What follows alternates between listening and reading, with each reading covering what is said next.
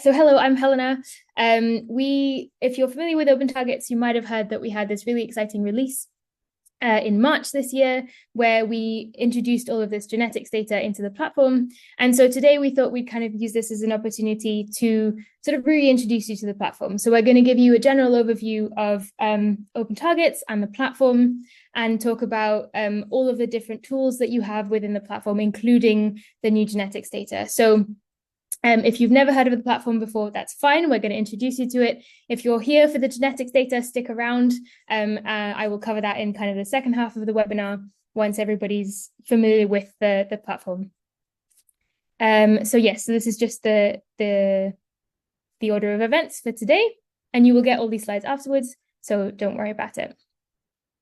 So I'd like to start off by telling you a little bit about Open Targets. So just to give you some context about the organization behind the platform. So if you're familiar with the drug discovery process, you might know that in order to have kind of one approved medicine, you have hundreds of different compounds that are tested, that go through different clinical trial phases in order to get this one medicine. And so this is kind of the problem that Open Targets set out to address. So how can we improve it so that we can get more medicines through these pipelines, so that there's less failure, basically, because that's kind of a huge waste of money. And the way that we kind of think about it is that the drug discovery process starts with identifying a target. So once you have a target, you can then kind of think about what molecules you want to use, what experiments you want to do, and then you can demonstrate that it actually has value. But everything starts with kind of finding, in kind of traditional discovery, with finding this target. So that's the problem that we chose to focus on. And one of the things that we found is that a lot of research has shown that the more you have kind of genetic evidence that's linking your target to your disease, the more likely it is that your drug will actually be approved. So this is some of the research that's come out over the past 10 years, including some research that we've actually done here at Open Targets, which essentially shows that a drug is more likely to succeed if you have Mendelian or GWAS evidence to support that link. And so in all of this context, 10 years ago, Open Targets was created. So Open Targets is an innovative, large-scale, multi-year, pre-competitive industry-academia partnership. And the kind of important bit that I want you to focus on here is that it's an industry-academia partnership, which means we have currently 7 partners across academic institutes, so EMBL-EBI and the Wellcome Sanger Institute. And we currently have these 5 industry partners who contribute their expertise in terms of drug discovery and in terms of what we really want to focus on, what's most useful in order to really help that process of drug discovery. And we use human genetics and genomics data for systematic drug target identification and prioritization. And in this case, you're going to hear those words a lot today, probably, because that's really what we focus on. We try and bring in lots of data and create data in order to help people identify and prioritize drug targets. And so this is important context because this is what the platform is built around. So how do we do this? We have kind of 2 branches to what we do. We have publicly available analysis of data, but we also generate our own data. So in terms of new data, we have a number of projects. We focus on oncology, immunology, and inflammation and neurodegeneration with a variety of different methods. And then in terms of analysis, so that's essentially what the platform does. So we also have a number of projects, but the Open Targets platform really is aimed at bringing together existing publicly available data that can inform this kind of target discovery, target identification and prioritization process.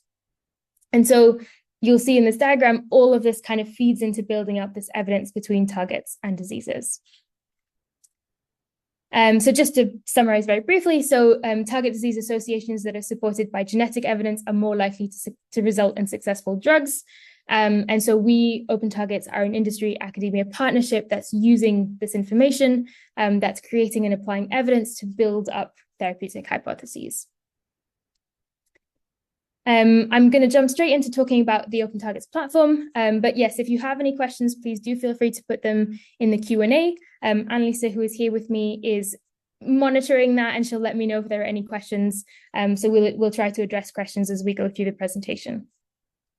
But jumping straight onto the Open Targets platform, which is what we're all here to talk about. So the platform is a data integration and analysis tool for, you've heard it, systematic drug target identification and prioritization.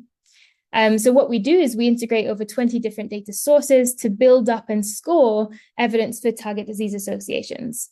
Now, this does include obviously genetic evidence. I've mentioned that's quite important to us, but we also have 20 different data sources. So a whole variety of different data that we integrate in order to build up those target disease associations. You can access the platform at this URL here, so platform.opentargets.org. I will show you what this looks like. We'll have a walkthrough later, so you can see what that looks like in practice. But we also have a kind of variety of different access points. So the platform is open source, so you can access the data, the code, and also the data via kind of GraphQL API. We have a Google BigQuery instance, and we have data downloads, so you don't have to use the platform. You can get the data yourself. It's regularly updated. I mentioned we had this release in March. That's one of 4 releases that we have every year. So we're continuously trying to improve the platform and adding new data as it comes through. So one of the things that we often say is that if you do have any feedback, please let us know. That's really valuable to us to know what kind of things you're looking for and whether there's any new information that you might like to see in the platform. On this specific web interface that we're going to talk through today, you can search for variants, you can search for studies, targets, diseases, or drugs. And we'll go through all of these in the walkthrough later. But you can access a whole load of different information, which is all aimed at kind of that building up that target disease association and the target prioritization. And I thought it might be useful to kind of talk you through the way that we think about this in the data model. So I mentioned that everything is geared towards building up that evidence between targets and diseases. But what does that look like? So one of the other entities that we have in the platform is drugs. So you can search for information about drugs in the platform, and they feed into this evidence because you can link a drug to a target by the mechanism of action, and you can link it to a disease by the indication. So all of the drug information that we have in the platform also feeds into building up this target disease association. And we introduced in March this whole other set of information, which is credible set, variant, and study information. All of this also feeds into evidence. And if you were familiar with OpenTargets Genetics, which is a platform that we used to have, this is all the information that you used to have in OpenTargets Genetics that we've now put straight into the platform. The OpenTargets Genetics was last updated couple of years ago. So one of the big things in March is that we updated all of this data. So this is all the latest kind of studies and information that we have. So that was quite an exciting update. So I will talk about this later in more detail, but that's kind of the new shiny exciting thing that we're here to talk to you about. And then, of course, I mentioned we have over 20 different data sources. We have lots of other different sources of evidence. So we have kind of rare variation, somatic mutation, pathways, literature data, animal models. All of this feeds into that evidence between targets and diseases. And yes, so just in the diagram I've written here on the left, light blue entities can be searched for. So you can go directly into the platform and search for any of the entities except for credible sets. So that was a kind of whistle-stop tour of the OpenTargets platform, just to kind of give you a basis, and I will move into talking through giving you a kind of walkthrough, but I just thought I'd stop here and see if there are any questions. There are.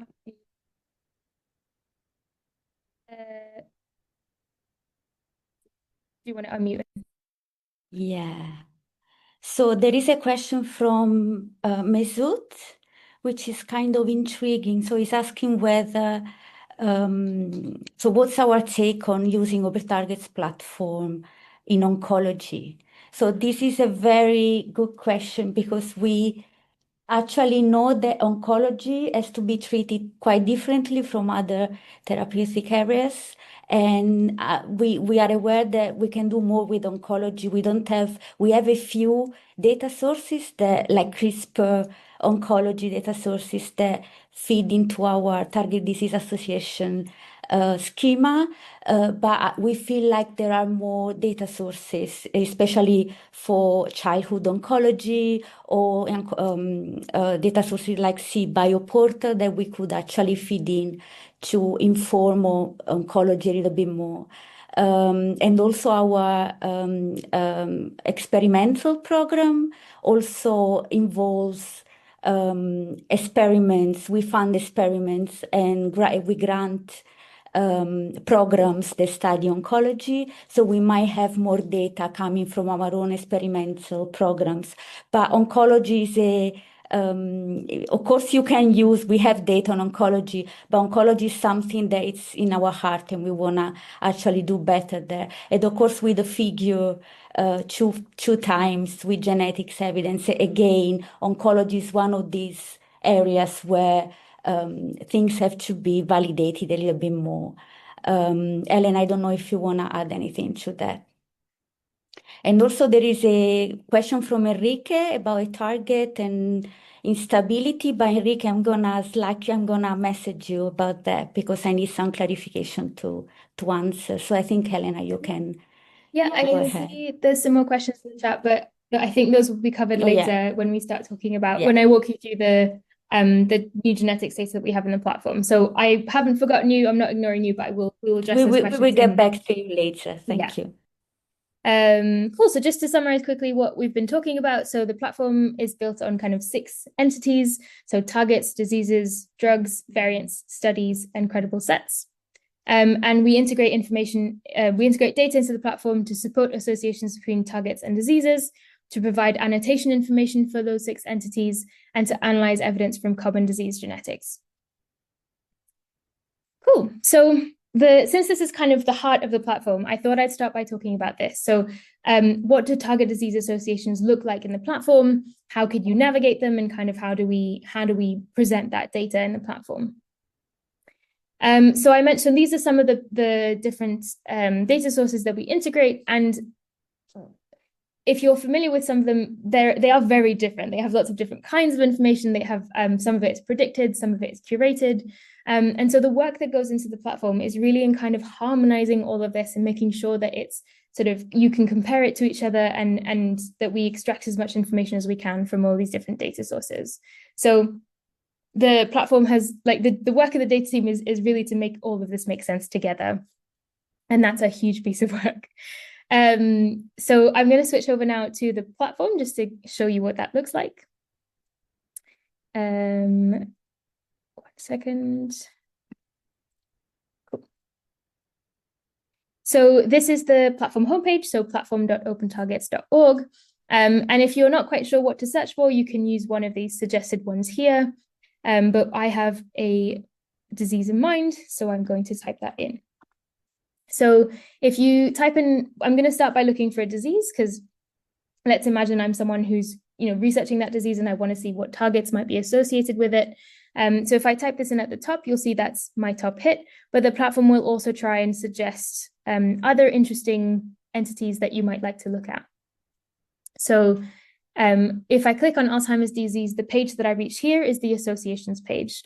So what you can see here on the left is all of the targets that the platform has evidence to associate it to Alzheimer's disease. And you can see here at the bottom, that is quite a lot. It's over 12,000 different targets. So one of the cool things about this page is that you can there's lots of filters that you can use to kind of refine the targets that you're going to see. So one thing that I might say, for example, is I will open the columns option here, and you can say, for example, I definitely want targets that have GWAS associations. And you can see that's narrowed it down to 759.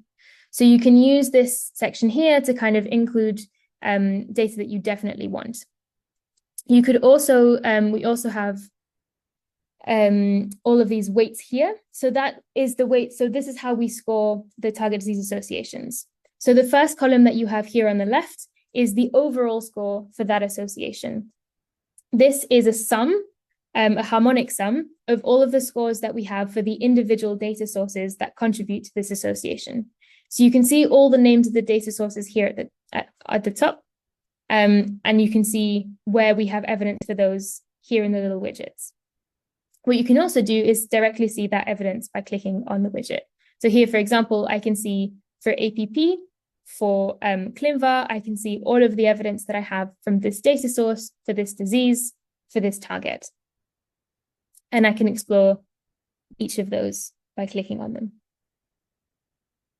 And so the darker the blue, the higher the score. And that's what's going to contribute to this overall score that's here on the left. But say, for example, you don't want to include anything that has, for example, evidence from ClinVar. I could bring this down to 0. And now ClinVar is no longer going to be counted in the scoring that's on the left, which will take a moment to load.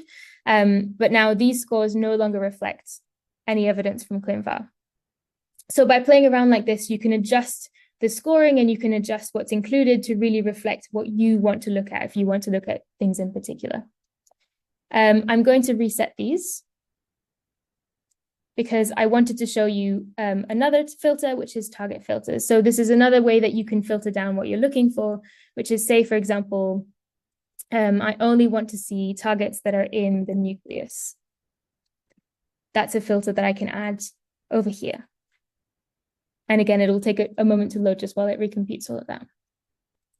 And so now I've narrowed down my list of targets to only targets that are in the nucleus.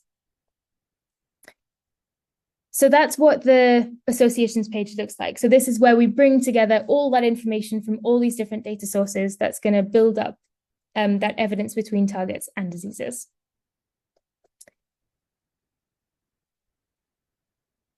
So you can look at these in more detail. So say, for example, you want to find, so this is your associations page. You could click on any of this information. Some of it links to other places in the platform, but also we always try to include, where possible, the original kind of source. So you can always look up the original source of the data and we tell you where it's coming from. In general, we try to include as much information as we can from the different sources, but we always encourage people to go and look at the original data and make sure that they maybe agree with the way that we've presented it, or they go and check out the original data and see that they agree with the way that we've presented it.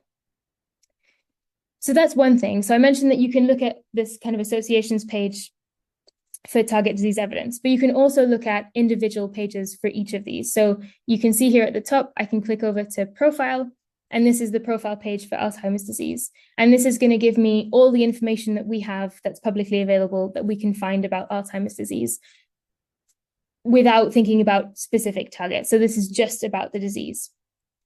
And one of the things that I'd like to point out is that you have here this list of synonyms on the right, and these are all the synonyms that we have identified from different sources that might actually refer to Alzheimer's disease. So if you were to look at one of these you could search for any of these in the platform and it should bring you back to this page. These are all very similar, so it's not too difficult. But say, for example, a disease that had lots of different names, it should bring you back to the name that we have for it in the platform, which is based on our own ontology.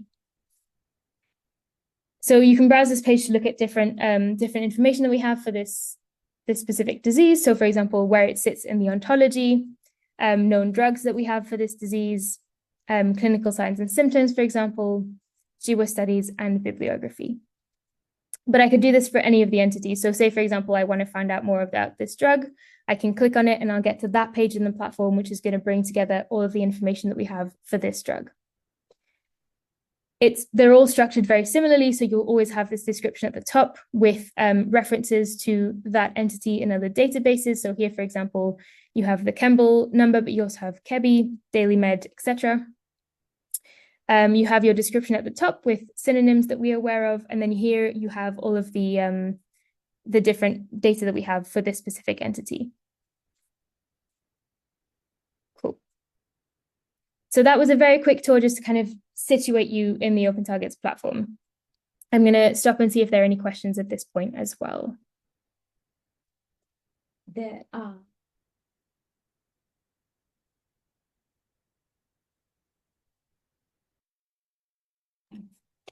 So we have a few questions that are from our geneticists in the room.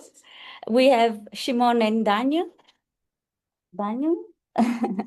And I'm going to prioritize some questions for you, although we haven't covered the genetic part. So I don't know if this is like relevant now.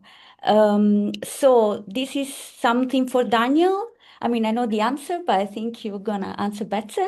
So do you use other methods than colocalisation to infer causality? Mendelian randomization, for example? So at the moment, we don't have Mendelian randomization results inside the genetics strings of evidence. That is something that we're looking to improve and add in within the next kind of 6 months to a year. But yeah, in terms of causality, at the moment, we're based mostly around SUSY fine mapping and then using that in colocalisation. And if we don't have SUSY credible sets, we use eCaviar. So yeah, fingers crossed soon. Soon, there is a plan, so yeah, stay tuned. And then there is another one which is more philosophical. Why GWAS study is more significantly behind than Mendelian evidence?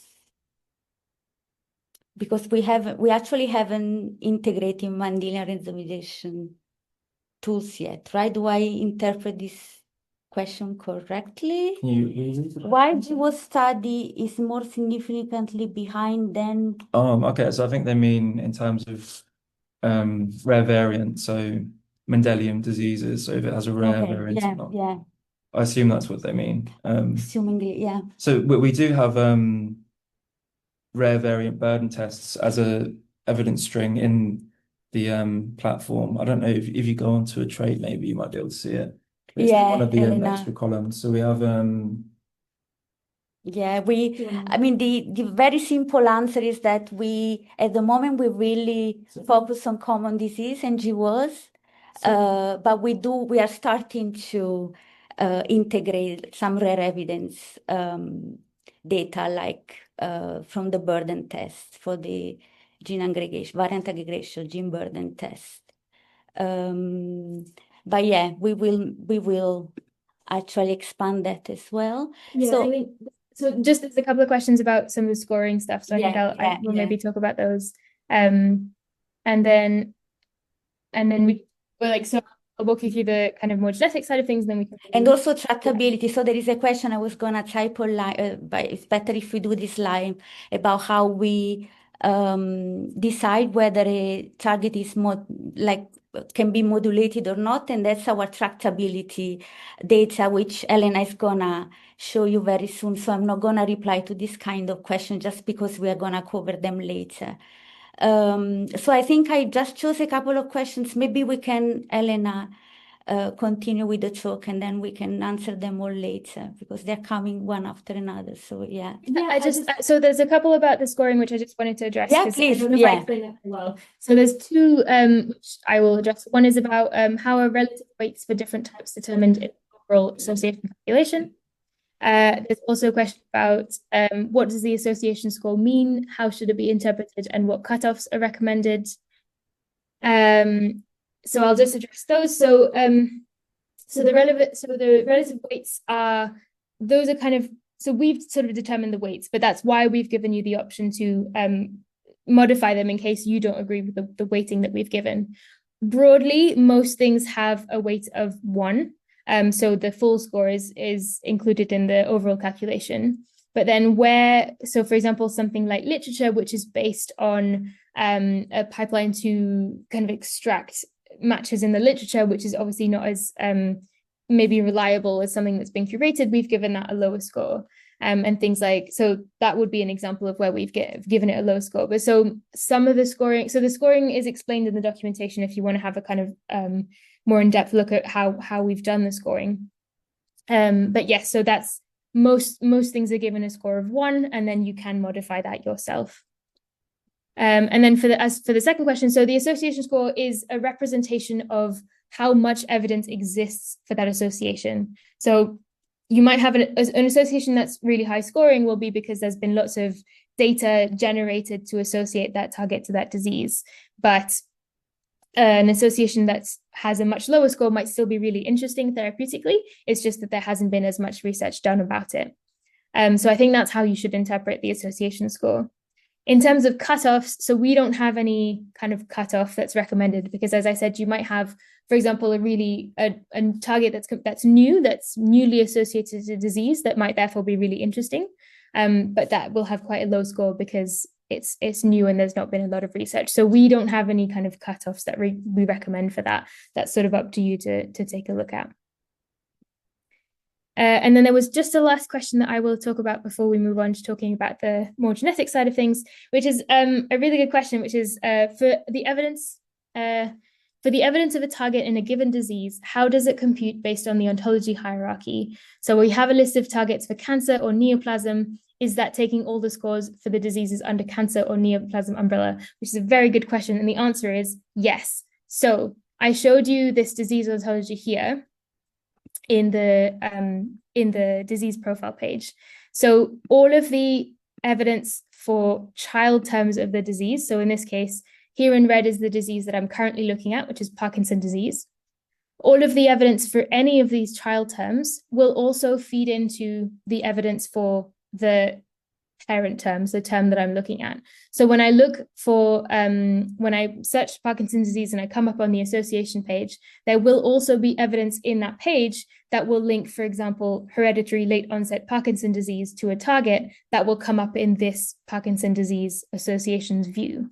What that means is the kind of further up the tree you go. So if you were to look for, genetic, familial, or congenital disease, or cancer, which was the example that you gave, you will have the evidence for all the cancer types in the platform. So you will see when you look at a disease page, so if you look at a cancer page, you will see all of the evidence for any type of cancer linking it to a target in the platform. Yes, so I think that was that question. Yeah, that's great. Cool. Just because I'm aware of time, I think I'm going to move on to the next section of the webinar, which is talking about the more genetic side of things, because that's the kind of new, shiny, exciting thing that I definitely want to have time to talk about. But please feel free to keep asking questions. What we don't get to now, we'll get to at the end, or we'll try and answer you afterwards. So yes, I just wanted to very briefly introduce this section. So this is the new study credible set and variant data, which feeds into our target disease evidence. So you've seen this. So this is our data model. So this is this section where we bring in studies, so GWAS studies and molecular QTL studies, and use them to create these credible sets that will feed into the evidence. And this is all done. So the reason it's been a couple of years since we've updated is because we've spent a couple of years working on this new pipeline to do all of this, which is available. We call it Open Target Gentropy. It's the little logo that's on the left. And this is publicly available. So you can have a look at this and apply it to some of your own data if you like. So yeah, just bear that in mind as we go through. So with this update, we have so I'm just going to hide this. So yeah, so with this update, we've essentially created the largest and most comprehensive systematic analysis of common variation in humans. That was a huge piece of work. And what I thought I might do just to kind of to tell you a story would be in this walkthrough, go from a study, show you how we use that data to inform our target disease associations. There's a lot more that you can do, but that's the kind of journey that we're going to take through the platform. So let's say, for example, in this case, I'm a researcher who's looking at myocardial infarction, and I know that I've heard of this study from FinnGen, so I want to take a look at what that might look like in the platform. So in my case, so I know it's from FinnGen, and I'm looking at myocardial infarction, and I'm going to look at this particular study here. So each study in the platform, so each GWAS or each molecular QTL study has its own page with, as they're all structured, this kind of summary section at the top. So you can see here that it's GWAS, it's from FinnGen, and you can see that the summary statistics are available, which, as Daniel mentioned earlier, will kind of inform the way that we analyze it in the platform. You can see that the population here is 100% Finnish, which is unsurprising considering it's from FinnGen. So yeah, you can see the ancestry here. So the next section is the GWAS credible sets. So for each study that we have in the platform, we do harmonization, fine mapping, colocalisation, and then locus-to-gene analysis. And locus-to-gene I'll talk about a bit about later, but it's our own kind of in-house machine learning pipeline that ranks the most likely genes for a given signal. And I'll show you that in more detail a bit later. But the result of all this is a list of 95% credible sets and their most likely associated genes, which is what you find in this first widget here. So you can see there are 83 different credible sets for this particular study, which are mapped out here in this Manhattan plot. If you keep scrolling, the other widget on this page is shared trait studies, which is other GWASs for the same trait. So you, for example, in this case, I knew that there was this study from FinnGen, but I could look at here and see there are 47 other studies for myocardial infarction. You can see that a lot of them are, for example, from the GWAS Catalog. One thing that you can do that might be interesting is, so we saw that this study was entirely in the Finnish population. If you knew this kind of lists different cohorts, so say, for example, I know about this other biobank and I want to see if there's any studies that have been done there. I can see that there's one here at the bottom, and I could look at that in more detail. So that's just an example of how you might navigate this page. But I want to go back to my credible sets and show you what a credible set looks like. So let's say I pick the most significant one here, and I'm going to click on view, which brings me to this credible set page.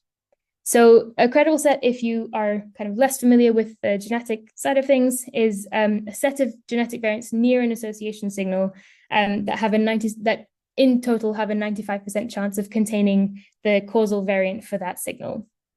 And so a credible set is a kind of odd entity. So in the platform, we've given it a kind of internal ID because a credible set is defined by the study in which you have the association and the lead variance. Which is, you can see here at the top, so the study and the lead variance, and also the fine mapping method and statistics that we will have used. So we tried to summarize this at the top. You can see here we used SUSY for the fine mapping, and we've given it a confidence rating so you can get a sense of the confidence of our fine mapping for this particular credible set. I just have some notes because this is all very new and it's the first time I'm presenting, so let me just see what I want to say. Yes, so this is your credible set. So of course, one of the first things you might want to look at is which variants are actually in this set, and that's what the first widget here is going to tell you. So these are ranked by the posterior probability, and you can kind of look at these in more detail. So this will bring you to the variant page in the platform. But right now I want to focus on the other things in this page, including this locus-to-gene widget. So the locus-to-gene, as I mentioned, it's this machine learning pipeline that will try and identify the causal gene in your credible set. And please correct me if I'm saying anything that's absolutely rubbish.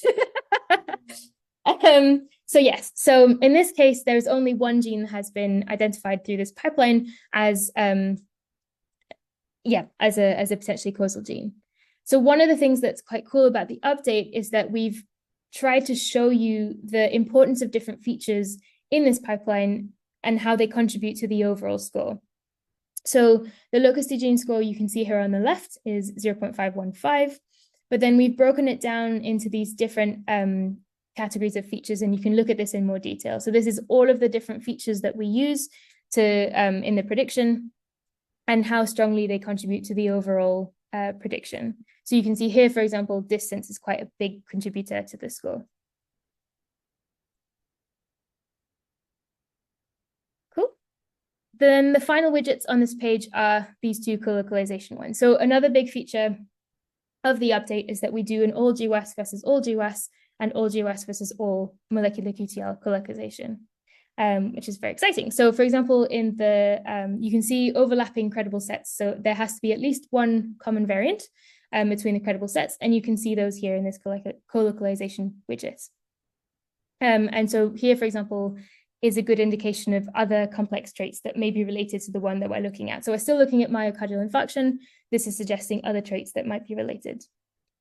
And similarly, you can see for molecular, so you can see our molecular QTL colocalisation widget. And here, this might give you some indication about the kind of likely functional consequence of your credible set. Cool. So this is what we use then in the platform as evidence for target disease association. So I'm going to show you where this comes in to that associations page. So we've been looking at myocardial infarction. So I'm going to go into the platform association page for myocardial infarction. And you saw in the locus-to-gene widget that there was only one gene that was prioritized, which was CDKN. Hopefully it'll come up. CDKN2B. So if I click on, so this is where my credible sets all come in. So in this GWAS associations widget here. And if it's around the bottom, I remember I looked this up earlier. I can see, so this is the study that was looking at, this is the credible set and where it comes in. So this is evidence for this association between myocardial infarction and CDKN2B, because this was the target that was identified, that was prioritized by the locus-to-gene pipeline for that credible set. But you see there's lots of these, so you can explore them in more detail. So we've looked at studies, we've looked at credible sets and how that feeds into the overall target disease association. And just briefly, I wanted to show you what a variant page might look like. So what I'm going to do is I'm going to look at a different one, which has a much more complete variant page, so you can see what it looks like. And in this case, I'm going to look up ApoE, which has quite a lot of evidence here for this GWAS association. And the top credible set here is actually from the same study that we were looking at earlier. But I'm going to click on the variant page to show you what that looks like. So one thing I should mention at this point is that the platform only integrates variants that have phenotype information. So we only include variants in the platform that are reported in at least one of our variant to phenotype resources. So we currently have 6.5 million variants. That's obviously only a subset of the existing variants, but we've had to do this cutoff so that it wouldn't be crazy computing time. So as I said, all of these pages look quite similar. You have the summary here at the top. We've provided the population allele frequencies from NOMAD for this particular variant, and you can see that it's a missense variant. So if I scroll down this page, you can see some of the things that we've brought in to give you some more information about it. So for example, variant effect. So this is, different predictions of the effect of this variant, and you can see here, it looks like most of them will be deleterious. This is a kind of harmonization that we've done of these different sources so that we could compare the scores between them. But if you go into the table view for this, you can see the original scores for each of those sources, if you're familiar with how they do their scoring. Transcript consequences will give you kind of consequences for this variant in that region, which includes coding and non-coding variants. And for example, here at the top, you can see we've tried to provide a bit of extra annotation. You can see that for ApoE, it's a missense variant with a specific change. And then the one, I don't want to overwhelm you with too much information, but the one thing I did want to mention about this page, and the reason I wanted to show you this variant is because where possible, where we have information, we try to include pharmacogenetics data. So this is, genotypes in this specific variant that are known to affect drug response, which is, if you're trying to create a drug, is quite an important thing to know about. So we get this data from PharmGKB, and you can find it in the target page as well. But yes, we featured it here in the variant page, where you can see whether this variant is going to affect the metabolism of specific drugs, for example. That is my tour of the walkthrough of all the new genetics data that's in the platform. And I'm going to now switch over to the questions so we can address all of the different questions that have been coming in about all the genetics data that we have.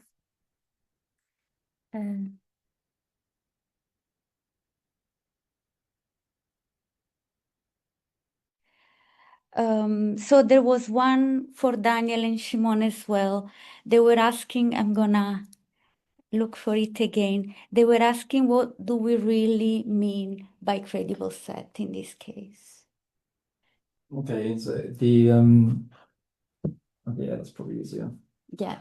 Where am I looking for the question? I'm not sure, but if you, So by credible set, it's depending on which methodology we've used to ingest or find map it ourselves, it's essentially you have an association signal at a specific locus in the genome associated with a specific trait in a study, and a credible set is a probabilistic way of saying out of all of the variants that are in with that particular lead variant, what are the ones that are most likely to be actually the causal variant that's driving them. So often in GWAS signals, you'll have that the lead variant is actually the causal variant. It's not the actual variant which drives the association or has a downstream effect on the biology. It's just for statistical reasons.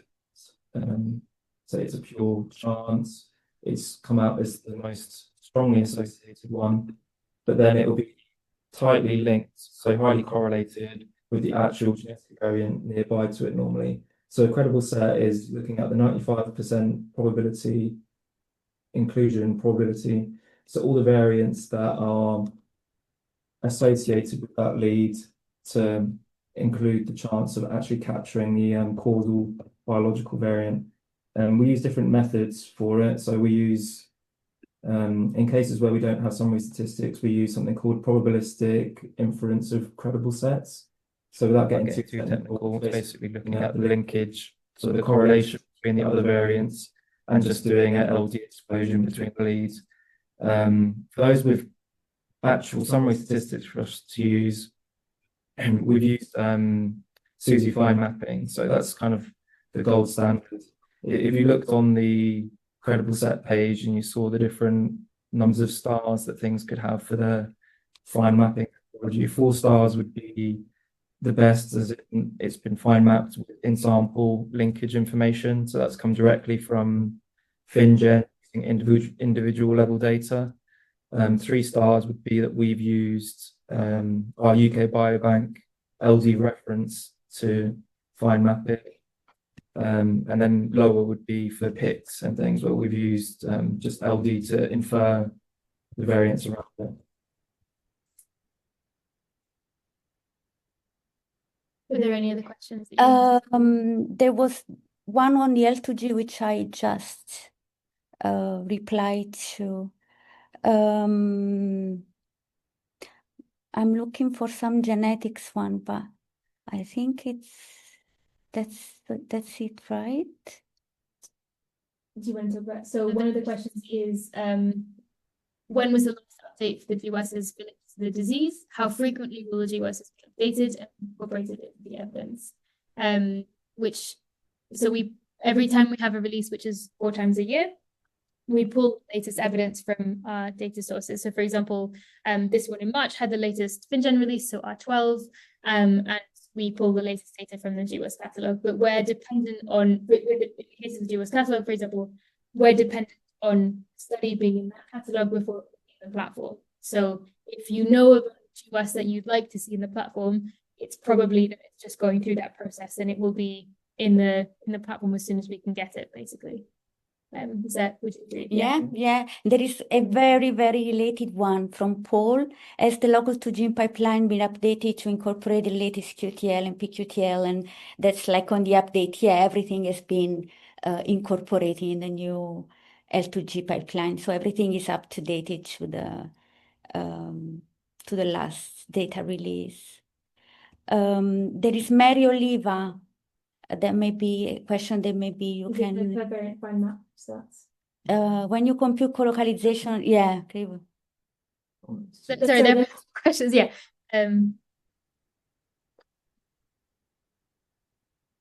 It's great that we're getting so many questions. I don't know, Helena, if it's better to leave everything at the end.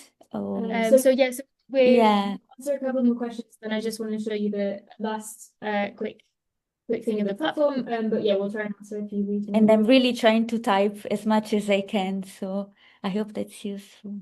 So Mary, to answer your question about localization, at the moment we use uniform priors for our fine mapping. So we don't assign any higher or lower priors based on variant annotation or expected variant consequences yet. That's something that we probably like to do in the future, but at the moment it's already pretty computationally and data intensive to just process all of that data in one huge go. So it's something that we'd have to probably refine our data model to do more effectively. Did that answer everything since the file? Yeah, and in terms of the actual priors within colocalisation and not just fine mapping, we have done benchmarking using the different priors to kind of see how well we can replicate the colocalisation results that people like eQTL Catalogue report when they've carried out coloc themselves. So yeah, similar. We'd like to improve it there. Do you want to address this one as well? Are there any good examples where L2G assigns a higher score to a gene that is not the nearest one? I can't think of one right off the top of my head. I mean, yeah, there's definitely cases where it does assign a gene that's not the closest one to it. If you go into the individual genes, like Helena showed you, you can see the SHAP scores. So that's essentially a decomposition of the L2G score, which tells you how much a certain group of features is driving the association. So if you find one where there's a strong colocalisation with pQTLs or eQTLs, you'll definitely find that there'll be cases where it's not necessarily the closest gene that's always the one where L2G is favouring it, but naturally closest gene is a pretty good predictor in many cases, and is biologically probably makes sense. There is very final question I want to answer, and then Elena, maybe you can. So it's Michael asking about whether there be a view like in open target genetics to see all L2Gs for a given gene. So we call it the trait page use case, and we haven't implemented this yet. So to have like on the target page a table with all the information you are asking for, but we will. So this is one of the use cases that we still have to cover in the platform from genetics. But before we deprecate genetics, we will have this view. We got this request actually quite a lot. So if you stay tuned, this will come. Thank you.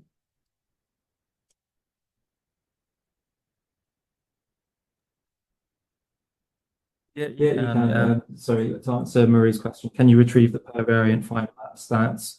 So the variant level log PS for credible sets. Yeah, you can do. So if you go onto the credible set page and then scroll down to the variant table, there'll be one of the columns which includes the p-values for each of the variants from the sum of statistics directly, but then also have the log base factor, which has come directly from our SUSY fine mapping. So I think I'll just skip back to the presentation for now. Thank you so much. I didn't think there would be this many questions. Great. That's great. Amazing. We'll see if we can get them afterwards and maybe try and answer you. But yeah, thank you so much for all the questions. There's just a few slides I wanted to show you. I'm just aware of the time. So we've done the walkthrough. So I just wanted to briefly, if you were familiar with open target genetics before this, I wanted to point out some of the kind of huge updates and the major changes since then. So obviously the first one is that we have actually updated it. So all the information is up to date, but also we now have sort of quality control and validation of GWAS and credible sets. We have this new ancestry specific fine mapping, which is hugely exciting. We have a much greater coverage of GWAS diseases and molecular QTL. So as compared to the last release of open target genetics, there are 4 times more molecular QTLs and 3 times more GWAS credible sets, which is huge. I've mentioned this in the walkthrough, but we do this all GWAS versus all GWAS and all GWAS versus all molecular QTL colocalisation. And also part of the thing that we spent 2 years doing is actually revamping this locus-to-gene model. We now have a larger training set for the model, which is less biased towards the nearest gene. And overall, there's an improved model performance by all measures, which is really amazing to see. And we've mentioned this, but yes, we've added in this kind of feature interpretation of L2G using Shapley values. So that's the L2G with the kind of green to red. How much does this feature contribute to the overall score? We're hoping to publish a paper about all these methods soon, so you'll have a look in more detail. In the meantime, we have tried to document it as much as possible in the documentation, but obviously, yeah, if you have any more questions about this, please do feel free to ask. I have some links for you at the end of where you can kind of go for more information. We've done questions. So I'll skip the summary for now, but it will be in the slides that you get. I just very briefly want to show this in case there's anyone who is very new to the platform and wasn't aware of this other tool that we have, which is target prioritization. So essentially, I'm just going to go back to the platform for a second. So if I go back to my Alzheimer's disease example, you may have noticed here at the top, there's this other view, which is target prioritization factors. So if I switch over to here, this is our kind of analysis of annotation data for targets that may or may not make them amenable for further drug discovery. So we've divided it into 4 sections. So precedence, so whether there is existing drugs for this target. Tractability, what methods could you use to drug this target? Doability, do you have any tools existing that you could use to study this? And safety, what do you currently know about this target that might give you cause for concern in terms of the safety of drug this target, or on the contrary might make you think that it's safe to drug? So this is still ranked by the overall association score of these targets to the disease. But what you see here is a disease agnostic assessment of different features of targets that may or may not make them amenable for drug discovery. So it's a kind of traffic light system. So green means it's a more positive feature. Red means it's maybe something to watch out for. And it's constructed very similarly. So if you click on it, you'll see where this information is coming from. This is all information that's already available in the target profile page, but what we've done here is added this kind of layer of analysis for target prioritization. And where we're starting to include this, but for example, if you look at mass orthologs, we'll try and show you the data that's being used in this analysis. And obviously all of this is documented in the documentation. So if you want to have a look at how we've decided which, how to score this, you can have a look at that in the documentation. This is all obviously subject to interpretation. So for example, you might say a target in clinic is a positive thing because it shows that you can drug this target. And so, it's safe to drug it in the future. But of course, a target in clinic is also maybe a reason to pause if you are yourself creating a drug and there's already an existing one. And so as I say, this is one analysis. So for example, you'll see that a lot of these that have targets in clinic have a lot of these kind of safety issues in red. So it's always down to, we always say it's always down to our users to kind of see what they think of the data and make their own assessments. But this is us, our analysis of kind of trying to point you and kind of help you out in this process. That was a very quick tour of target prioritization, just to kind of show you what it looked like and to introduce you to it if you didn't know about it already. And then very quickly, just to end, so I mentioned that we had different ways of accessing the data. So I've kind of summarized this in this schematic here. Essentially, there's lots of different ways. It kind of depends how complex of a query you want to ask, and also how comfortable you are in terms of programmatic skills. So today, what we've walked you through is the web interface, so platform.opentargets.org. Where you can kind of do like a single query. You can look at one entity, or you can look at one target disease association, but you can't really go much further than that. What you can do, so in the platform, we've tried to include download options where possible. So for each widget, you should have the option to download that information. So you'll be able to get the information for that widget. You can also download the, for example, the associations page. You can download all of the scores for that if you like. But that's kind of as far as you can go. The next step up would be to use our API. And similarly, for each of the widgets, you can see the API query that powers that widget, which is a nice way to get started. But the API is one way that you can start kind of going from one entity to another and kind of traversing the data in that way. I think you can do up to, I can't remember, there is a limit on how many queries you can do with the API, but we'd encourage you to anything more complex to go directly to the data. So you can either access it in our Google BigQuery instance. We are also a Google public dataset and a Microsoft Azure public dataset, or you can just download the data from the platform. We have options for you to download it there. Everything that I've said here is kind of summarized in this documentation link that I've included in the slides, but this was just to let you know that there are lots of different ways that you can access the data and you can kind of have a play around with the data. And we'd love to know what they are. So we have, I think this is the last slide that I've included, yeah. So we have this community forum, which is for people to ask questions, but also for people to collaborate and maybe find kind of cool new uses of the data and of the code. So if you're working on anything cool that uses our data, we'd love to know about it. Please let us know in the community. If you need help or if you have any questions about the data, you can also go to the community.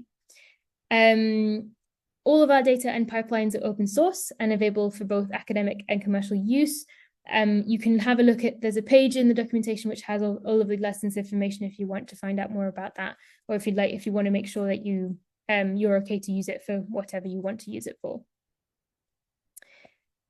And just finally, in the kind of couple of minutes we have left, I've just included all of the links that I've mentioned today. So we are on social media if you want updates from us. That's me, I manage our social medias. So if you want updates about what's going on at Open Targets, you can follow us. We also have a newsletter. And then I've put the link to the platform, the blog, where we do some deep dives into some of the research that we do, but also some of the features of the platform, the community, which I've mentioned, which is where you can ask us questions, and also see kind of what other people are doing with their data, and the all-important link, the documentation, where we've tried to describe everything that I have talked about in this webinar.